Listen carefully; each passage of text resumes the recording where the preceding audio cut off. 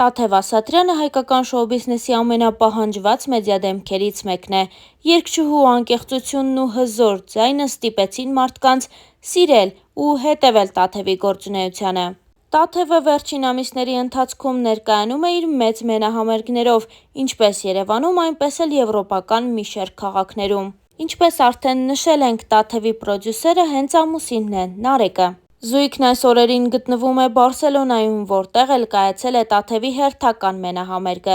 Նարեկը հրապարակել էր կնոջ հետ ջերմ ու ռոմանտիկ լուսանկար, որից երևում է, որ ճամփորդությունը ոչ միայն աշխատանքային է, այլ նաև հաճելի։ Իսկ մենք առաջարկում ենք դիտել բացառիկ կադրեր Տաթև Ասատրյանի Մոսկվայում կայացած համերգից։ Մեր երեխու ծաղիկը վերցրեք էլի Տաթև ջան, մեր երեխու ծաղիկը,